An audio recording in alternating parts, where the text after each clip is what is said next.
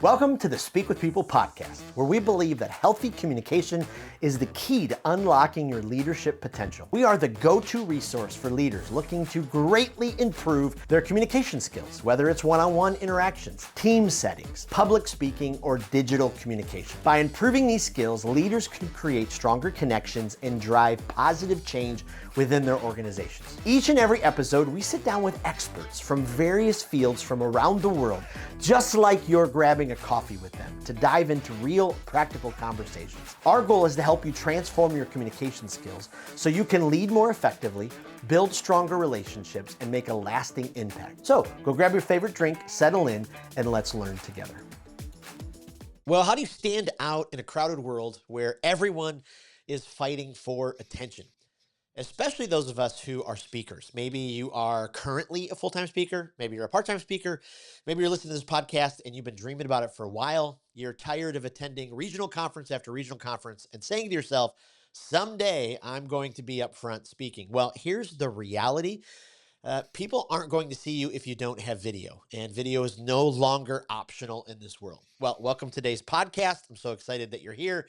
Today, we're going to dive in to the power of personal branding through video, how you can start to make some success with your speaking with the power of video. And we're going to talk to an expert who I have followed for a very long time. Every week I get his emails.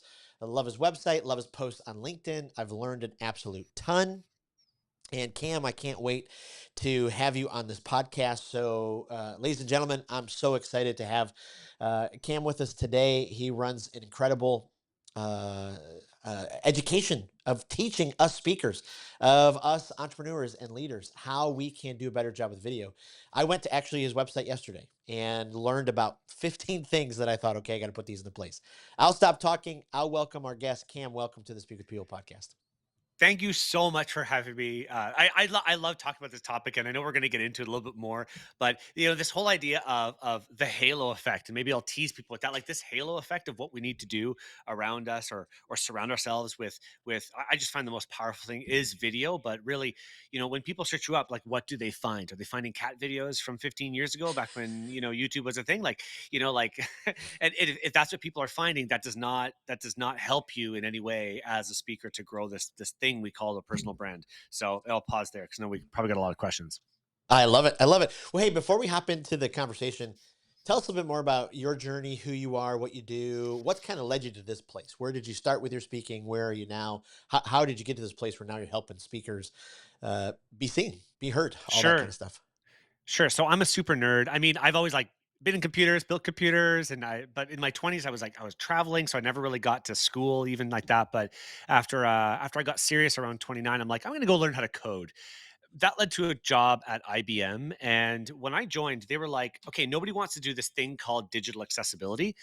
Making websites usable by people with disabilities is like, we don't understand this thing. So they literally handed me this stack of papers, which was the guidelines. It's called the WCAG. We don't need to go too deep into what that is, or it'll put you to sleep. I promise you it will. But I became this internal expert at IBM on this document. So all of a sudden, I was being pulled in to do like coaching and training and teaching and learning, and like I ran the accessibility practice for IBM Canada. So I became the subject matter expert on this topic inside our office and the region and things like that. So IBM started to send me out to conferences to go and speak about accessibility because that was part of their thought leadership programs. And for a company to go and send somebody out to a tech conference or something like that to go speak at a breakout room, I mean, I didn't get paid by the conference, but I did get paid by IBM, so I was getting paid to go speak through the company. That was a lot of fun, and it's funny because I say I was a super nerd. I was a developer as well during this whole time of learning how to do and run business projects and things like that. But if you saw me back then, it was like, okay, who is going to do the demo for the client? Like they're looking around, and if you can put in your mind what a developer is usually doing, they're usually like, well, not me, but there's Cam. Me, I'll do it. Like, it put me in the center of attention. And I think that, a lot of speakers, we kind of, this is a similar story. Like I've spoken to so many speakers. They're like, what's that old adage, right? Like people are more afraid of being on stage than in the coffin, right? Like they're Mm. saying the eulogy than being the one in the coffin.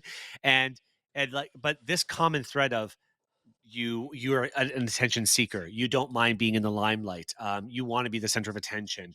You don't mind like picking up a microphone and risking something that a lot of people feel very nervous about, like making a fool of yourself in front of other people. This is like a threat of nobody likes that, but it you're brave enough to go and do it, right? Yep. I was handed a microphone the other day, and I haven't really spoken in a long time, like up on stage. But it just came back so naturally. I was like, I'm just going to go up there, talk on the mic, and hand it back. And I felt like a fool afterwards. But then I watched the video. I'm like, hey, I spoke. No one cares. It's fine. It's Yep. all good. So, it's one of those fears that is a little bit irrational. That we have we have this ability to just like roll with it. Like it doesn't matter. Like get up on stage and go do it. So I was able to during COVID though. This is post IBM. I decided, okay, I'm going to go actually learn how to speak. And every single person that was in this cohort, I went through a program called the Speaker Lab. And Speaker Lab, they walk you through to a certain point. Then in like module 5 or 7 or something like that, they say, okay, go get a demo reel. And everyone else, like everyone fell apart. Like it was like everyone's like, let's go, let's go, let's go. Then boom, we hit this wall, and we were all faced with the problems of technology. Now, me being the tech guy, I always was. I said like, this is a this is a problem I can go and solve. Like this is a problem that everybody else has. Like we were 10, and 9 out of the 10 people, excluding myself, were all like CEOs and financial people and or like speakers of years and years. They just wanted some more formality into their program, into what they were doing, and everyone was afraid of the tech. No one knew how to go and resolve this, or who to go talk to, how to hire someone on Upwork, and everyone's quite fearful of the language around, you know, like what I don't know how to hire a videographer with two 4K cameras. They're going to screw me over. It's kind of like when you bring your car to a mechanic, right? You just trust that the person Right. who's working on your car is not trying to like replace parts that aren't supposed to be there. So there's that fear in there as well. But I spoke that language, and so I was able to just go in and say, well, everybody, if you want, like I can work on your demo reel for you, and let's see what happens. And it worked. And that became a business out of that. So I still I want to get back to speaking one day, but I'm so entrenched in doing videos and video Yep. branding for public speakers. This is, I think, the calling. Because if I can help speakers, and this sounds so altruistic, but really, what if I can help speakers 1% to get more gigs or ask for more money, really, what we're doing is we're talking about multiplying. Um, like world changers, right? Oh Speakers are world yeah. changers in some way. So if I can help them by one, I'm sure you feel the same way as well, right? If you can help people with a good message or a great message go and change the world in one little way, then I can their success is us by a small part by efforts that we help them with. So anyway, that's a little bit of me and my I background. love it. I love it. Oh, you think about the multiplication though. I mean, I watched through yesterday, you've got that fantastic page with all of the different speakers reels, and one after the other was like, holy cow. Like this is powerful. I mean, these people are out there like inspiring, challenging, and so being a part of that, that's huge. It's just absolutely huge. Well, right, and like the way I thought about it, and I just came back from a large conference where they talked about this, and the it was funnel hacking live for anyone in the audience who is a marketing nerd. Like I find that that's where I really I find my people in marketing conferences. It's so funny because that's really what is branding. Like what is branding? What is a demo reel? It's marketing. And Yep. one thing I talk about a lot is that a lot of speakers they treat their speaking career like a hobby, and as soon as you start to think of it more like a business, Wow. everything changes. Everything changes, and like the way you think about it, the way you treat it is very like is a lot different. And you got to start thinking about it like that. I really believe that that's really what it takes to make it big in the speaking world. Um, but yeah, the demo reel is like it's the pre-sale to whatever you want to go do next. Right. If you like it gets the attention of people. It shows it's one of those signals that demonstrates that like, hey, I'm serious about what I want to do here. Like this is a real thing for me, and I want to go change the world. Of like one of the speakers I worked with, she's a really amazing person. She used to own a financial like a financial firm. Like she used to help people with their investments and things like that. After she exited, she then found herself on lots of media appearances. She's like the expert that gets called into breakfast television to talk about finances, and really she wants to talk about women wealth leadership, because there's a lot of women out there who reach a certain age and their husband passes away, they become widows, and they end up with a bunch of money. They don't know how to manage it because they were never the person to either manage the money, own the money, run the money. They don't know how to open up the bank account. And all of a sudden she's like, that's the mission, to go change that. And so it's like, if I can help her 1%, like that is inspiring to me to keep moving forward. Like, how can I help that? So anyway, I that's what it's love all it. about. I love Yeah. it. Well, the struggle probably you have too is I mean, it's probably scary that as you look in the future, video's kind of going away. I mean, people just aren't interested anymore about watching video. They're they're not addicted to the reels that they're seeing. I mean, it's just probably tomorrow people are going to lose interest. Sure. That's exactly Yeah, what's going to happen, right? Right. I don't know where like TikTok's been. Like, I'm sure you're still using a flip phone with statements like that, right? right. Well, Yeah. it hit me yesterday. Yeah. I'm on the older side, so 93. I'm a senior in high school. And if I could go back and tell, 18-year-old or 17-year-old Jason, like someday you will be so addicted to a device Yep. and you'll watch 7-minute, videos and 30-second videos and 1-minute video. And it's just fascinating where the world Hmm. is headed with all of that kind of stuff. So let's just jump right into it. Why Yep. why is video no longer an option then when it comes to personal branding and leadership? Because there Okay. are, I mean, still some speakers. I coach quite a few of them. They use all the excuses of like, well, I don't really have any good video. Well, I Yep. don't even have. But how do we just help them get over that first Sure. roadblock? Yeah. So number one, it's all about show don't tell, right? You can write up a great speaker abstract, and you can go and write emails if you want to go speak at an event. But really, when you're playing the game under $5,000 for a speaking fee, then like everyone's playing that game of just send out a bunch of emails. Can you imagine what would be like if you were to send a video to a speaker, to an event planner? How does that make you stand out? Well, all of a sudden, you're no longer just another text email. You're all of a sudden a text email plus a video to demonstrate who you are. Now, if you think about like, let's talk about marketing for a second here. Anyone who's at least a little bit familiar with marketing is thinking of like friction, right? Every time you need to click a link and go somewhere else is a piece of friction. So if what you're doing, put yourself in the mindset of an event planner who's booking an event under 5,000. Let's talk about this. Sorry, under $5,000 per gig. They've got a little budget, something like that. And believe me, under $5,000 is a small budget. You get a bunch of, okay, you shortlisted it to kind of like 10 people, kind of thing like that. If you're all of a sudden forcing somebody to be like, okay, now I got to go open up YouTube. Now I got to have to go and search someone's, who is this person? Jason. Okay. Like, how do I spell his last name? Like, all of a sudden, this is all friction that's going on in the mind of somebody who may not have, like, this may not be their full-time gig.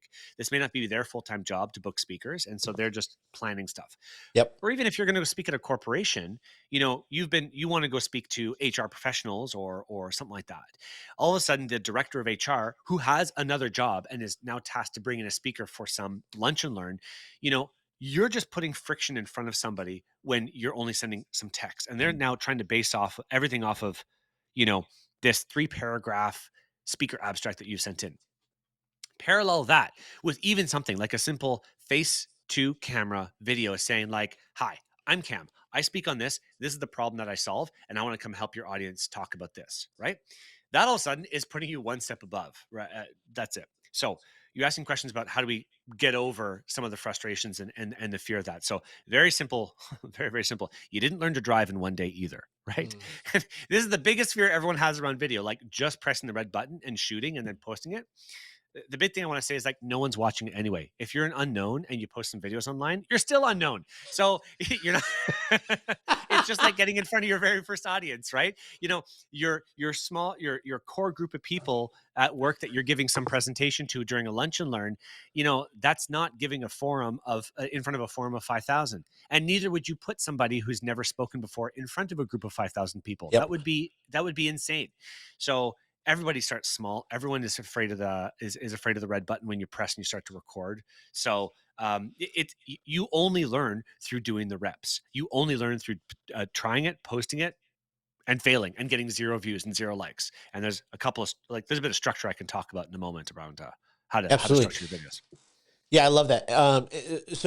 Question, just about the video, and then I'm sure we'll get to this in the conversation, but it doesn't stop with one video, right? Like, Right. talk to us about, kind of our overall video philosophy, because I Sure. think sometimes we think I just got to do one video demo reel and then I'm done, but that's probably Yeah. not the case.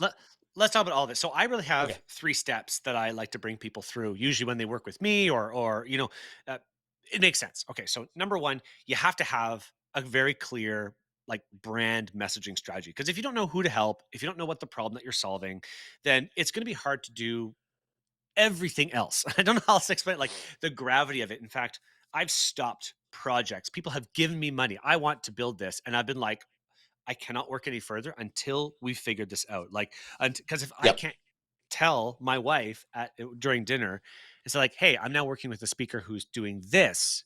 And if that this is like, if I can't say that in 2 minutes, like, they kind of talk about this and they kind of help these types of people. Like, I cannot make a video for you that's going to be effective. It's going to be all over the place. Let me give you an example. I was working with a speaker, and she's a government secret agent, and I say that because she never told me the government agency that she worked with, but she is a high stakes interrogator for the U.S. government.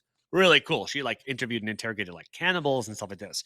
So Wow. her talks were about really really cool. She the few stories I heard were pretty interesting. Very cool. Um, One topic that she spoke about was like high stakes negotiation. Another one was like advanced body language reading techniques, and the last one was escape planning. And I'm like, one of those things is not like the other. And like, where's the Venn diagram that we kind of put everything together? And like that was a turning point in my business when I started to say, like, look, uh, we have to go forward with one. We cannot tell the story of three. Like it doesn't make any sense. So one question I get asked a lot is, do I need one demo reel per talk? No. You need a demo reel about you. Like the whole thing is about Mm, you. You yep. want to leave, you want to like raise your authority to the level where it doesn't matter what you're talking about. So people are like, oh my God, Jason, I've watched your reel. You look so cool. You've got like lots of credentials. I can't wait to hear more about what, like, a general thing you talk about. Tell me how you can help my audience solve a problem. Like that's the point you want to get to. In addition to that, though, there is that whole idea of the halo effect. So the halo effect, I use that term of, so halo effect comes from, we trust people that we see all the time. It's a natural phenomenon. That's why brands associate themselves with celebrities. That's why the attractive and popular kids in school seem to get just like the most success. They just like get the most opportunities. Yep. Why is this person like that? It's a natural phenomenon. That which we see most often, we trust. Wow. Just how it works. Just how it works. So how do you do that? How many times has it ever happened to you where somebody has said, "Oh my God, Jason, you are all over my feed." Has that ever happened to you? And Yep. that's the goal, omnipresence. Whenever somebody opens up, because what the algorithms are telling are trained to do is to find um, videos and content that we want to watch. So whenever you say like, "Oh, the algorithm is against me, I'm being shadow banned," that's actually not real. What it really is that your content just isn't focused enough for your right audience. So what we want to get to is the point of where you're always talking about the same thing, where you're communicating the same message, you're attracting the right types of people to you. And like I've had it before where, I go to a speakers conference and they're like, "Oh my God, can I follow you?" And you're just now everywhere on my feed. And it's like, cool. The leads that come in to my pipeline from being effective on social media and just using video, uh, like destroy my week because I just get so many people on my inbound that like I can't create content anymore because like my calendar is full. So we can talk about business a little bit afterwards because that's always a fun thing to talk about. But that's the benefits of creating this halo effect. So that's it. So number one is super clear on Wow. brand messaging. Number two is I create that halo effect, and then after that, we're talking about demo reels and very specific content. So ask away. Wow. No, that's absolutely fantastic. Going back to your number one, like the clear messaging. I mean, I struggled for a long time because yeah, like many speakers, I wanted to speak Hmm. to everyone and speak about everything. I love leadership. I love this. I love this. I love this. I want to communicate about this. Speak, it's amazing what happens when you get clearer and clearer and niche down more. The doors that start to open and people go, oh yeah, that's what they do. It's But it's only through reps that you can figure that out, yeah. right? It's like we were just talking about just a bit before pre-show here. It's like you cannot figure that. You don't have enough data to figure that out at the beginning, and that's just Yep. how it is, right? So, Yep. and the only way to get through it is to go just do more, right? To Yep. figure out who is really resonating with you. Going back to the example of that woman who is the secret agent, she found that the people who want to hire her to speak most are attorneys because who needs high stakes negotiation more than attorneys, right? So now she's good. That's who she speaks to. She speaks to lawyers and attorneys and high performing sales teams, because that's who wants to bring her in more. You cannot figure that out if you've never gone and given a talk before. Like, you cannot Yep. figure that. You must go through the reps and the discomfort of, I'm still trying to figure this out, to be able to get to that point where you can say that, like, that's my audience changes every 6 months. Not drastically. I'm not going from like an audience of speakers to basket weavers. Like, that's not the audience shift. But it's Right. like, I Right. started saying I speak to all speakers. Then it was like, I want to speak to professional speakers. And then it's narrowing down to, I talk to speakers who are looking for $10,000 gigs or more. But like, that step-by-step only happened because I do stuff like this and I post online. I'm Yep. hearing who listens to me. That's the work. That is the work. Yeah. And we could do a whole other episode because your marketing and funnel is phenomenal. Like you had me, way before hello, to quote Jerry Maguire. I can't But remember when I saw you the first time, and I was like, "Oh yeah," and then I mean, it was just like this is how it worked. It was beautiful. So when it comes to our demo reels as speakers, do we have to have? We kind of talked about it earlier, but do we have one for event managers of conferences? Do we have one for companies? Is it no? You create. Do we have a short one, a long one? Walk us through, like, what's the most important asset? sure. So remember, the most important, like, asset is you, right? Like, Yeah. you're trying to create your own, like the demo reel is about you as a mentor, as a leader, as a guide. So if we remember the hero's journey, right? So what happens? For anyone who doesn't know, the hero's journey kind of goes uh, status quo, the situation's there, and then boom, something happens. Think, Frodo all of a sudden gets the ring. Luke Skywalker learns that his parents died. Like, there's something that happens, right? Yep. And then all of a sudden, then the journey starts. The journey begins. Frodo has to leave the Shire. Luke Skywalker is going to go seek a mentor. And who do they find? They find Gandalf. They find the leaders in the world. And that's you. Now, one thing a lot of people get wrong is they start talking about themselves at the beginning. The Mm, only people at the beginning of the story is the hero. So if you are the hero, why would anyone listen to you? The hero is the weakest person in the journey. They are on the path of yep. discovery.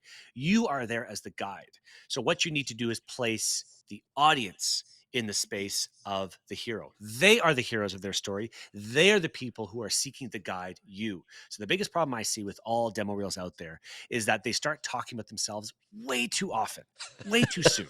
Yeah. So you got to start with the big hook, something that's like really like bang, and that's either like the punchline to a story, or that's and that's how I ascended Everest with a quarter of a lung. Like, what's going on? You want to learn more about that, or that's why you're saying like 1 in 5 people in the world have a disability. We're like, whoa, Yeah. that's a huge statistic, right? You got to start with something like that. Then you're building authority. You're talking about your credentials, not you. Sorry, people are talking about your credentials. You're throwing up logos. You're kind of getting into the meat of like, why am I listening to you? What's this? And in that process, you are defining the problem that you help solve. Now, going back to the question earlier, where you talked about, where you asked about, um, is this about like the talk? Is it like, do we need different demo reels for different talks that we have? Or like, what's this about? Like, no, this is where you, as the thought leader, as the authority, you present the problem that an audience might have. So, like, for example, let's go back to the example of the speaker who's there. What she's doing is she's presenting the problem of the audience. Are there problems with high stakes negotiations? What's the problem there that people are facing? Why would Yep. why would an audience want to listen? Then, after all you've done that, then you present yourself in that story as the guide, and you talk about the transformations. You talk about you add testimonials, or you talk about your 5-step process, things like that. That is the structure. That is the structure of what humans have been listening to for the past, thousands, and since recorded history. We have, met like a lot of stories around that follow that basic structure. So that is what we do for demos, because that is what's going to create attention, and that's what's going to get you booked. I love it. I love it. I coach a lot of younger speakers, and I was with one at a conference in the fall. Great. Like, they've had incredible business success. They're great. But the first 30 minutes of their talk was about them. I mean, they did not stop talking about themselves. Same thing like you just talked about with their demo reel. They go right into Hmm. it. 4 time, Yep. 3 this. And I was like, oh, like I don't people even are know gonna, who you are. Yeah, yeah, yeah. yeah, I don't like, I don't care about you yet, right? Like right. let's go back to think let's use the Lord of the Rings example. What do we have in the first well, I mean, if you're watching the full extended cut 9 hours edition of Lord of the Rings, Yeah. what do you get at the beginning? You get the who is Gandalf? Like, why is he an authority? He can do like, oh, he has magical powers. He's never really there. He's kind of like he comes to the Shire sometimes and then leaves. Like he is this mysterious mythical figure until he comes back, later on in the story and summon. Well, I mean, I don't know how much of a nerd you or your listeners are. He summons like horses out of the river, and like you really see his power appear. So, okay, like we don't know enough about him until he really presents himself with the Yeah. powers that he has, and that's the position that we on stage need to be in. We're not taking the vulnerable position of someone like the hero. I'm not learning from the audience. I am giving the audience something to listen to, and I'm giving them everything. So that's the position we need to be in. I love that. What about first timers who may not have much video of them in front of people yet? So, They don't quite have it mhm. yet. So, yeah, what event planners want to see these days is like audience interaction and being in front. So I'm working with a speaker right now. She's a very, very new speaker. So she went and staged it. So what she did is she reached out to like I'm a big believer in opportunity everywhere. And if you're not looking for if you say you can't find opportunities to speak, then you got to get a little bit more creative as to where to find them. Yep. There's it. Let's say a speaker wants to go speak at corporate finance, corporate banking, something like that. How many banks are there in your local area who may possibly want someone to come in and do a lunch and learn for free? Oh my God, for free, but I want to get paid to do it. Like, hold up. You're a brand new speaker yet. You don't have clout. You don't have enough Yes. stuff. So what you do is you present that as the takeaway. It's like, hi, branch manager, hi, bank manager, hi, whatever. I'd love to come in like I teach on whatever AI for tech. I'm looking for an audience in your sector. I would love to come give a lunch and learn if it's of interest to you. All I want to know is if I'm allowed to record it. Okay, so you present the idea. What's the problem again? So the problem is that your bank is not using AI the way it should be. We could be like saving money. You present the problem and say, "Would you be interested in getting this lunch and learn?" All I want to do is be able to record it. And if you make 50 calls and oh my God, yeah, you got to do 50, you're going to get one or two back, and you're going to go be able Yep. to record those sessions and create that content. If it's your very first reel, you're not expected to have big audiences. You're not expected to have that. And I would say the people who struggle with that the most are people who've already been like VP of or CEO of a company and now they're retiring.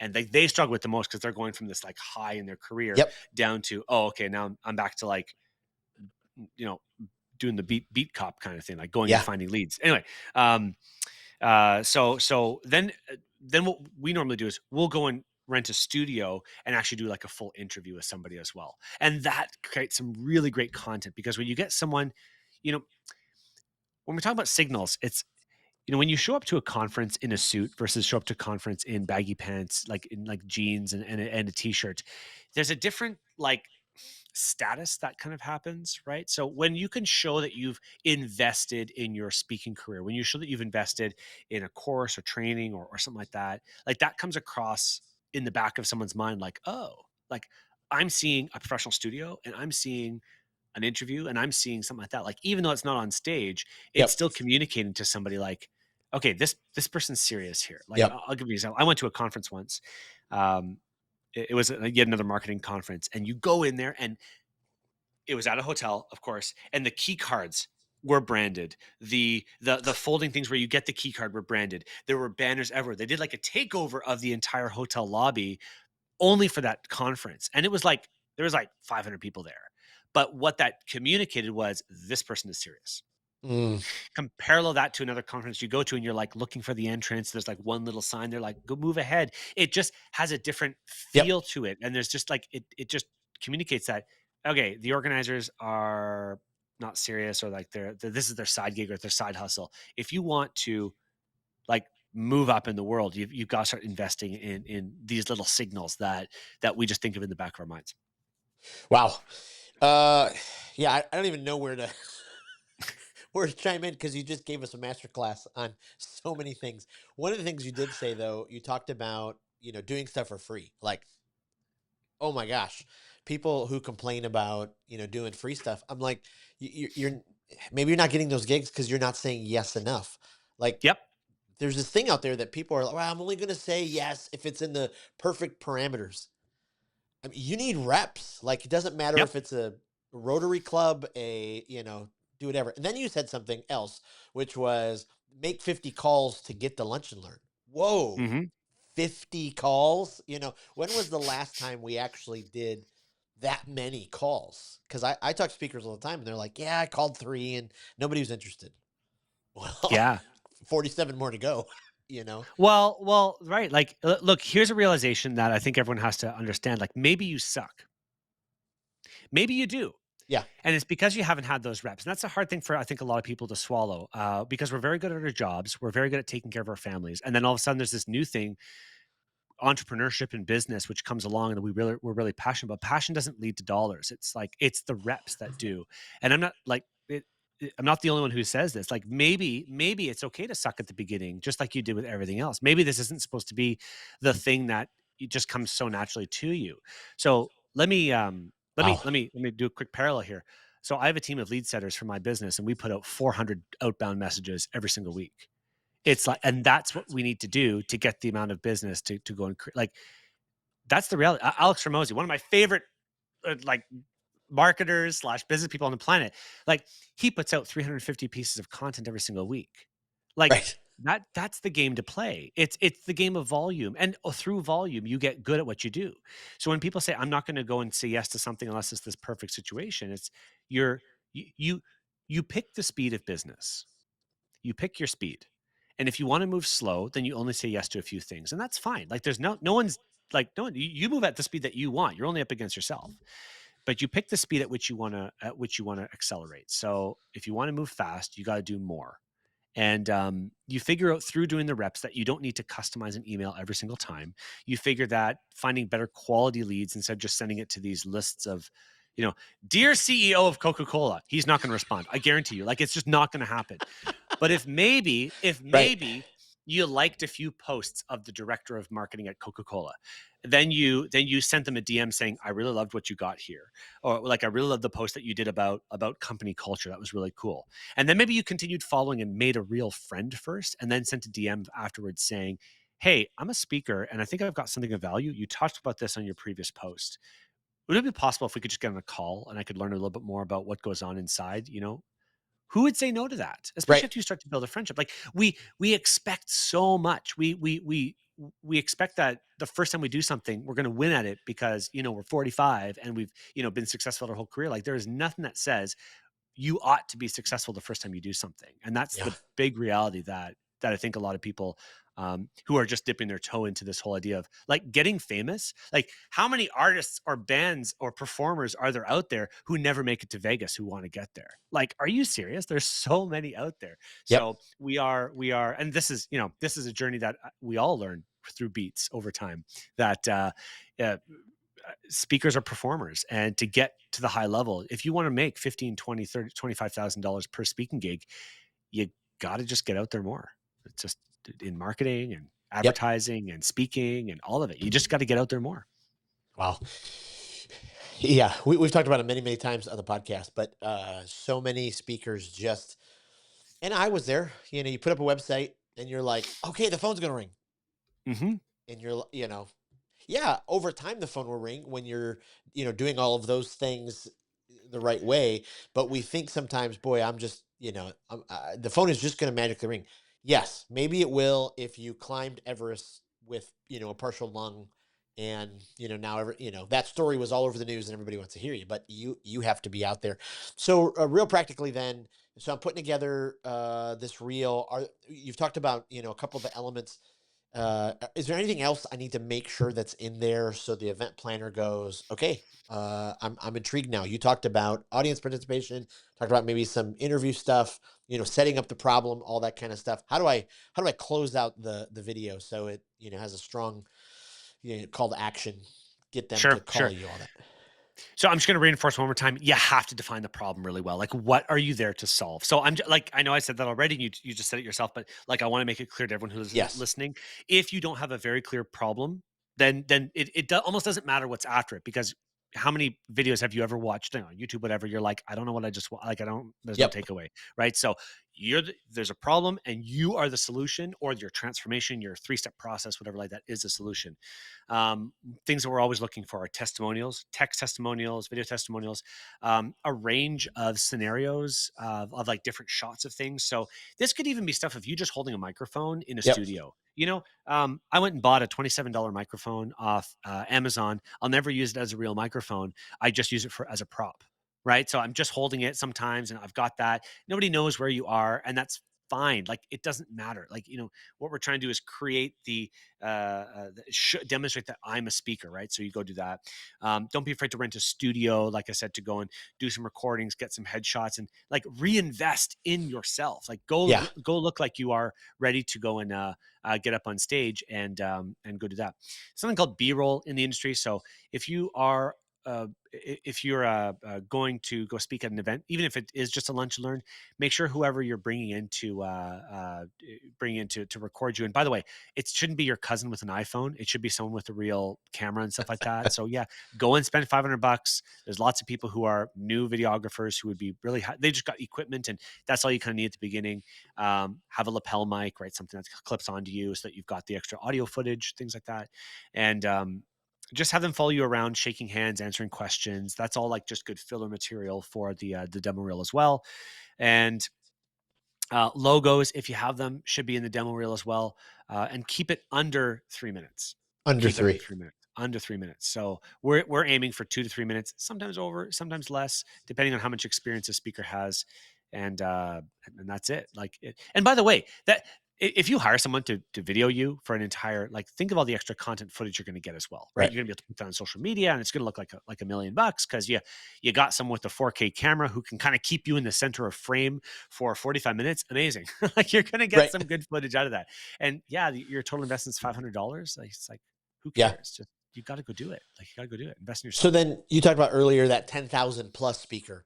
Yep. So you're the 10,000 plus speaker and you want event managers to think twice about your demo reel.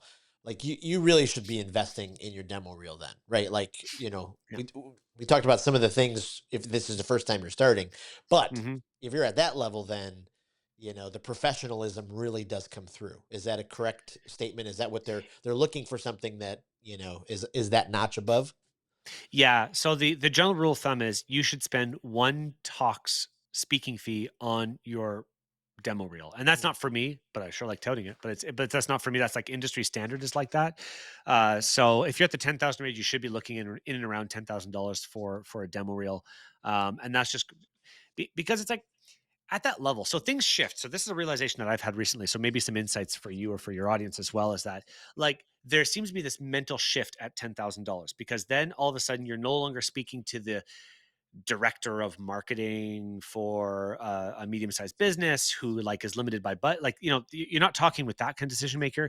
You're all of a sudden speaking to like event planners. You're speaking to event coordinators at Coca-Cola, just use that as an example too. Yep. Or you're speaking to like a national conference director. Like, it's the types of people you're speaking to who want to hire you has changed. The caliber of people who you're up against have changed. So all of a sudden, you're not just up against Sally, who also spoke at the HR conference in your local town. You're up against Sally Jean Ray, who is the HR person for some big startup company that went public, and she was able to change company. Like, they have a title, they have success, and so do you. So you have to start to play at that level as well. It's like when you go to university, right? And all of a sudden, like, you were the smartest in class, and all of a sudden, like, everyone around you is just as smart as you, because you've filtered up to that level, and everyone's nerd about biology or what have you as well at that level. And so you're playing a different game at that point. So you got to start thinking about how you're presenting yourself. Now, just want to talk. You could also be up against the 3 A's. It's athletes, actors, and shoot, and astronauts. That's the 3 A's. Athletes, actors, astronauts. They've already got clout. They've already got notoriety. They've already got publicity that's happened to them because they went to freaking space, right? Yep. That's who you may be up against. So if you're not ready to show, like, yeah, you've got an athlete here who won the Super Bowl, and they were maybe not like I don't, actually, I'm a terrible sports reference, but I don't know sports at all. But like they may not have been the quarterback, right? But there's someone who played as well. Okay, that's about Yeah. as much as I know about sports. But if you're up against them, how are you going to stand apart? Like they may be able to inspire your audience from the sports point of view, but I've helped sales teams move from like triple their sales because of my inspiration. So, which would you rather? And you just got to Right. leave it hanging at that, right? Like, and then it's up to the event organizer to be like, dang, there's someone here, I got an NFL player or this other person who's going to inspire my audience. Like now that's what you want to be. You want to like be up at that. You want to play up at that level.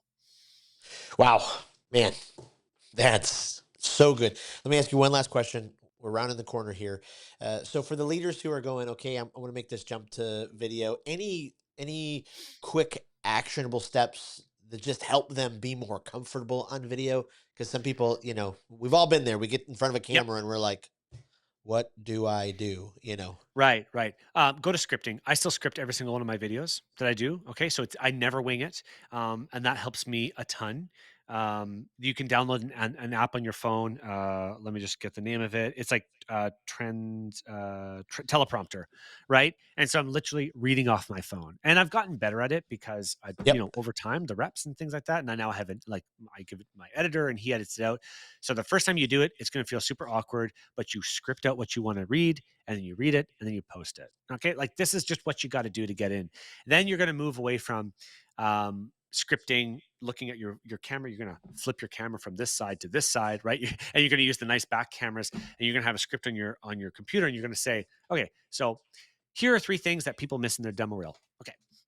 Here are 3 things that people miss in every single demo reel. Well, I don't like how that sounded. Okay. So here are, here are 3 common mistakes in my demo. Okay, there's a good one. Okay, here are 3 common mistakes that all speakers make in the demo reel and how you can avoid it. Like that only comes with time that you can start to rattle off good Yep. hooks and you move forward there. So script it. Like just get comfortable with scripting, and you should spend just as much time scripting as you do actually recording. So like I can now script a decent video in about 30 minutes, 45 minutes, and like people don't understand the time it takes to do something good. Now, this is not to dissuade anyone. I don't want to freak anyone out. Yeah. When you want to play at the higher level, it's like a video takes me 3 hours to do. So it's not just hey friends, like I'm not making a lifestyle channel. I'm making a solutions channel because I want to drive business through social media, right? And I Yeah. think that's what every speaker wants to do as well. They want to drive gigs. So if you're just talking about your, what you ate, what kind of hot dog you ate over the weekend, like that's not driving business. So it's like, again, going back to what do you speak about? What's the problem you solve? How do you solve it for people? Use audience, and you can never give away too much because no one's learning an entire masterclass in 30 seconds. So Wow. just get out there and do it. Wow. Yeah, man. Boy, powerful. I mean, you've given us like reel after reel after reel. Uh, so many great insights. Before I let you go, we're building this online communication library. We ask all our guests these questions so our listeners can go and find new resources to look at. So we talk about speaking a lot. This is going to put you in a tough spot, but do you have a speaker for you personally that is just they fill your cup every time you listen to them? You're just, they're top of the list. You love to tell other people you got to go listen to them. Russell Brunson, he's just so great at what he does, and he talks about personal stuff. He talks a little about marketing. Like the wealth of knowledge that he has is like he's forgotten more things than I feel I'll ever learn about marketing. So I get a Yeah. lot from him, and I got to give the cliche Tony Robbins because I just saw him on the weekend live, and it's like, oh my god, like the guy can still rock a room.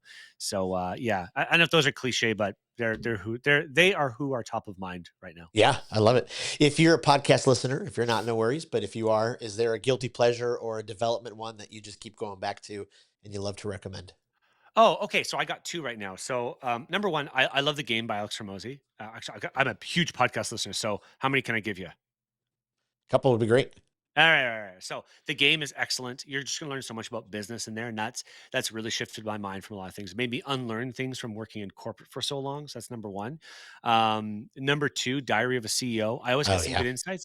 I'm always okay also dropping some of those episodes, so I never feel guilty if I'm like, nope, not interested. But then he'll talk for 2 hours to like Mr. Beast. Right now, I'm listening. They just dropped it this morning, and I Right. can't, I can't stop listening to it because you know Jimmy, I can't remember his last name, Jimmy the Mr. Beast. Like he, the guy's obsessed. He's obsessed with YouTube, and like you got to get obsessed over the topics that you want to talk about. It's Yep. wild. So he's a good one. And for anyone who has a family out there, and you want to get your kids into podcasts, my son and I, he's 10, we just started listening to this podcast called The Unexplained Disappearance of Mars Patel. And it's like an action adventure mystery for kids. It's designed Huh. for kids. And it- we love it. Like we're both like raptured by this storyline that's happening, and there's now 3 seasons of it too, so we've got content for a couple of weeks at least. So the unexplainable disappearance of Mars Patel, Wow. great mini series for kids. So there's that. I love it. And then lastly, is there a book that you would recommend? Go into a desert island, make sure you have this book. Are you kidding me? I've got like books like galore here. Probably the one I reference the most is Building a Story Brand Oh yeah. by Don Miller. I cannot recommend this book enough. Like it's highlighted all throughout. I reference it all the time.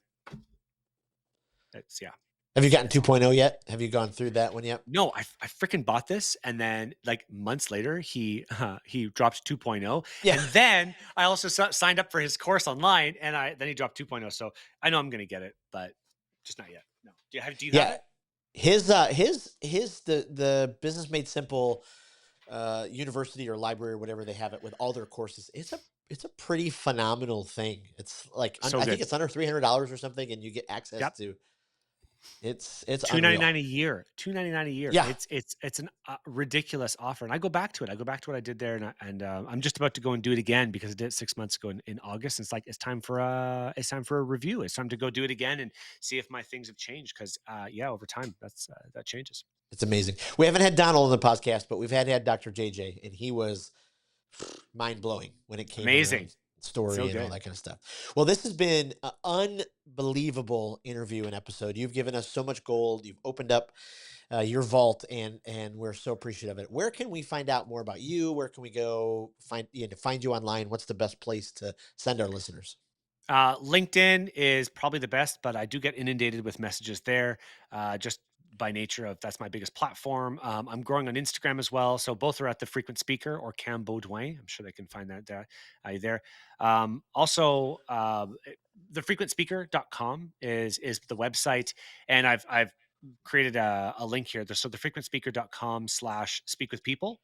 If you go there, I've got a bunch of resources available to anyone who's listening to, which is my blueprint on how to create demo reels, as well as got a couple of things there, things to avoid when creating a demo reel too. Just got a bunch of resources there. Just put your name and email, and I'll send them to you as well. Cam, this was amazing. Thank you so much for your time. Thank you so much for your generosity. And thank you for your voice into my life as a speaker and leader. It's been absolutely huge. So appreciate it.